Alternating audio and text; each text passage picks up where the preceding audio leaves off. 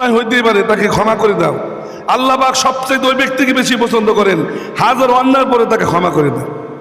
আর আল্লাহ তো ক্ষমাশীল, কি বলেন, বুঝেন নাই? যার সিফাত রবের সঙ্গে মিলে যাবে সে ক্ষমাশীল হয়ে যাবে। রবের একটা সিফাতের সাথে যদি আমার গুণ মিলে যায়, আমার সিফাত মানে কি গুণ, যদি আল্লাহর একটা গুণের সাথে আমার গুণ মিলে যায় তাহলে কি সে জাহান্নামে যেতে পারে বলেন?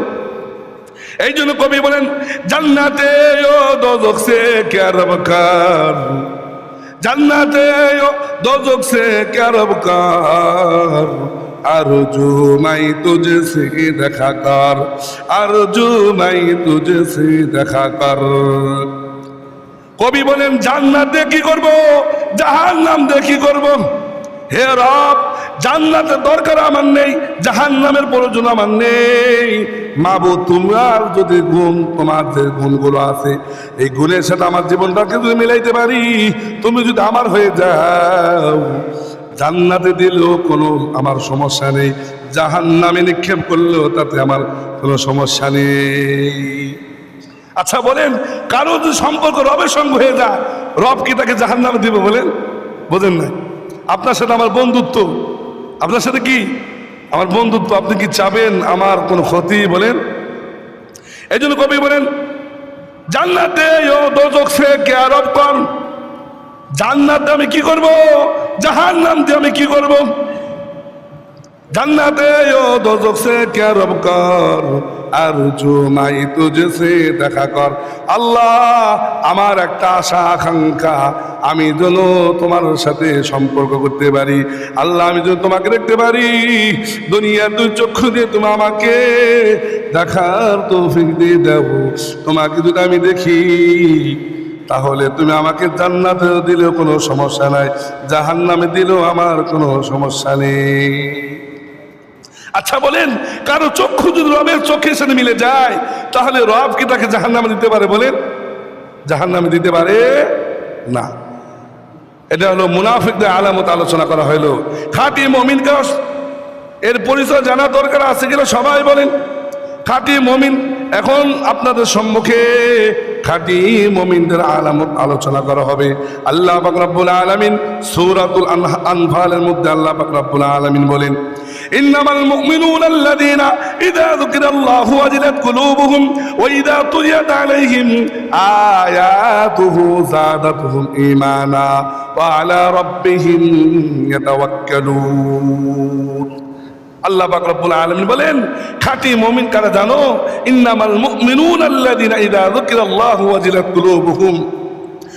মুমিন, খাঁটি মুমিন তো তারাই যখন তাদের সামনে রবের আলোচনা করা হয়, জান্নাত জাহান্নামের আলোচনা করা হয়, ভয়ে তাদের অন্তর কাঁপতে থাকে, চক্ষু দিয়ে অশ্রু ঝরতে থাকে। যখন এই আলামতগুলো দেখবা, রবের কথা আলোচনা করলে তার মন নরম হয়ে যায়, চোখ দিয়ে অশ্রু ঝরে, মনে করবার তারাই হলো খাঁটি মুমিন। বুঝেন নাই? এখন যতই ভালো কথা বলা হোক, মুমিন চোখ দিয়ে কি মানে আসে বলেন? আসে না। ইন্নামাল মুমিনুনা আল্লাযীনা ইযা যুকিরাল্লাহু ওয়াজিলাত কুলুবুহুম ওয়া ইযা তুলিয়াত আলাইহিম আয়াতুহু যাদাতুহুম ঈমানা। যখন তাদের সামনে পবিত্র কালামুল্লাহ শরীফ তেলাওয়াত করা হয়, সঙ্গে সঙ্গে তাদের অন্তরের মধ্যে ঈমান বৃদ্ধি পায়, রবের প্রতি তাদের মহব্বত পয়দা হয় এবং তার আল্লাহর প্রতি বিশ্বাস করে এবং আল্লাহর প্রতি মৃত্যু পর্যন্ত ভরসা করে। যারা আল্লাহর প্রতি ভরসা করবে, আল্লাহর প্রতি বিশ্বাস থাকবে, কোরআনে কারীম তেলাওয়াত করলে শুনতেই থাকবে, শুনতেই থাকবে এবং চোখ দিয়ে অশ্রু ঝরবে, এমন যদি কারোর মধ্যে থাকে, সে খাঁটি মুমিন। সে কি? খাঁটি মুমিন। অন্য আয়াতের মধ্যে এসেছে, আল্লাহ পাক রব্বুল আলামিন বলেন, যখন কোরআনে কারীম তাদের সামনে তেলাওয়াত করা হয়, অন্তর এমন ভাবে কম্পিত হয়, অন্তর মধ্যে এমন ভয় তৈরি হয়, হায় আফসোস, আল্লাহ, না জানি যে অন্যায়গুলো করেছি, হতে পারে এই অন্যায়ের কারণে আল্লাহ তুমি আমাকে মনে হয় মাফ করবা না।